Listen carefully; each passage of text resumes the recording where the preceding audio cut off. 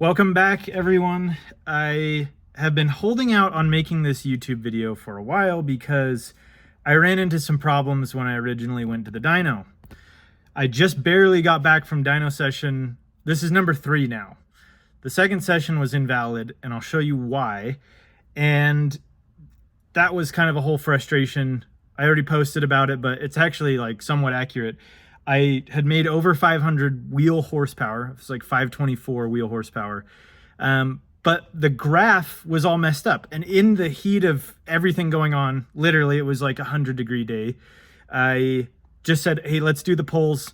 I had like low boost, medium, and high boost set up. And I just said, let's just do the 3 pulls and I'll go, and then I can do everything I need to do from home, because for the most part, it was all tuned. So did everything, went back home, got the dyno printout, and everything was scaled wrong. Like RPM, torque, said I had like 130 foot-pounds of torque and like 500 horsepower. Nothing looked right.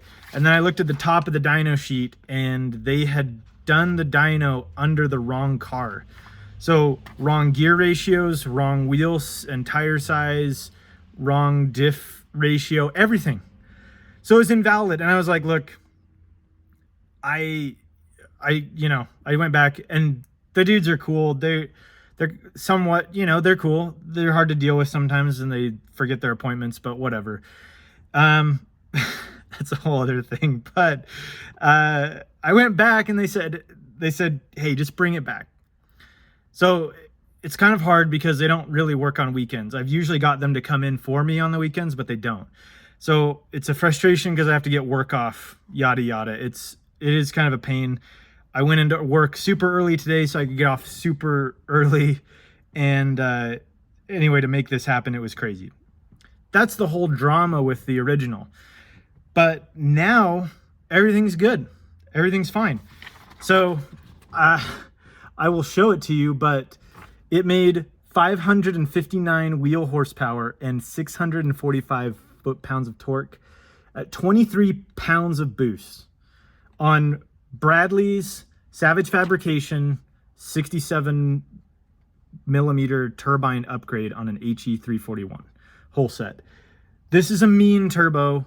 It looks like a stock whole set turbo that you'd find off any old truck, but internally it's got some serious work done to it. And I just wanted to prove that that turbo did all the work. I've got this here. Let me go. I'll show you. I did actually run into some issues here. Let's go to boost. 23 pounds of boost. Let's zoom out here. Here's the run. It was holding 22, 21, about hit 20 pounds of boost at 5,400 RPMs, and then held it all the way out. I did have some issues. I don't know if you can see this, but it was falling off really hard at the top, and I thought it was fuel. So it was really rich. Like you'll see, I have like a 9.0 air fuel. And when I was on the street, I wasn't getting that crazy of a rich mixture.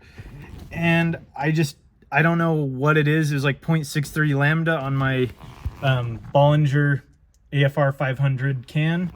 I trust this. It has the best sensor other than the lab grade sensor. It has the NTK. So like I've calibrated it. I fully trust it.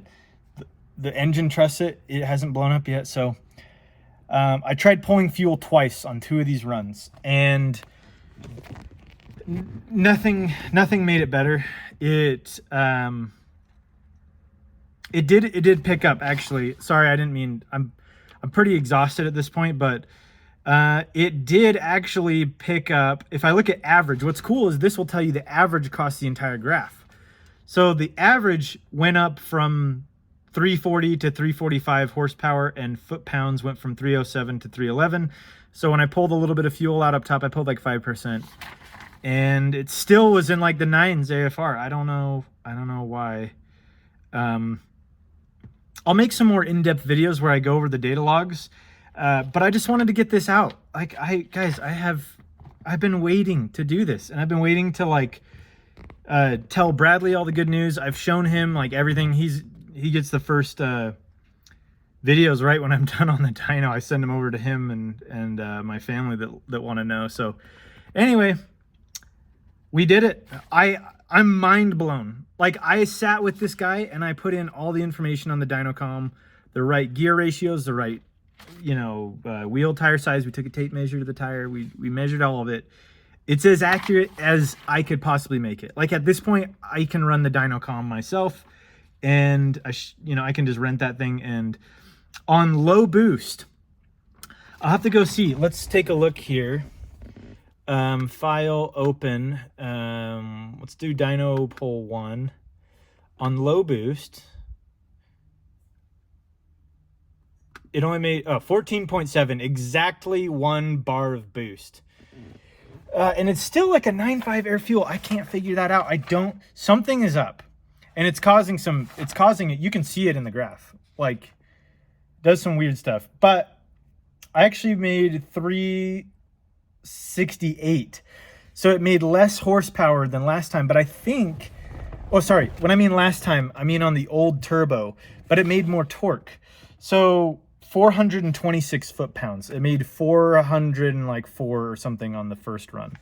So we did pick up a ton of torque, and I think it was probably more of a function of where boost comes on now, and that I was having issues revving it all the way out. I'll get everything together and I'll show you guys. Like, you guys can look at this. I'm not hiding anything. It's all there for you. But this old BMW has blown my mind. A literally stock 3.4 liter M30 from 1987. This is I think it had 178,000 miles or something. I got this motor from ePay. The guy I bought it from, he passed away, rest his soul. But I got that motor because this one had 440,000 miles on it, and it blew a coolant line while he was on the highway, and he couldn't stop, and it melted a bunch of stuff. But this is like a stock head gasket from 1987. All we did was put ARP head studs in it. I made a video on it. This is on, so it says 44% ethanol. It's actually 30% methanol. I don't have E85 in my area anymore, but I do have a petroleum refinery that sells methanol just by the gallon. And so I put a few gallons in the tank, and I have another video on that too that's going to be really cool. But I made flex fuel work with it. I haven't got it perfect, but it is working. And that's what I ran it on. So it had some form of oxygenated fuel. It loved it. It pulls like crazy. But yeah, we're going to have to find out a little bit more when we jump into depth on it. But this is my Rambletron 559.4 horsepower. I can't say 560, can I? Because everyone will get mad, but 559.4 right there if you want to look at it. So anyway, thanks for watching on the channel. We have almost, I think, 5,500 subscribers now, almost 6,000, and I'm really excited. Now I have like a whole bunch of data to go over with y'all, and we can really lay down we can dig deep into the information, the stuff that I like to do and the stuff that you guys like to do, because apparently you watch my videos because you love that. And if you don't, we're going to have other videos. Just hang in there and we'll find other stuff to do. We got plenty of painting and plenty of other stuff to do. I'm exhausted. I'm going to go rest up a bit and drink some cold water. So I'll talk to you guys in the next one.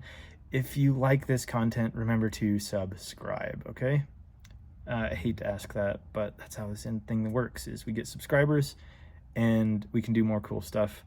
And if you want, become a channel member and you'll get some exclusive details into other stuff that's going on before anyone else sees it. So thank you, and I hope you all have an awesome day. Peace out.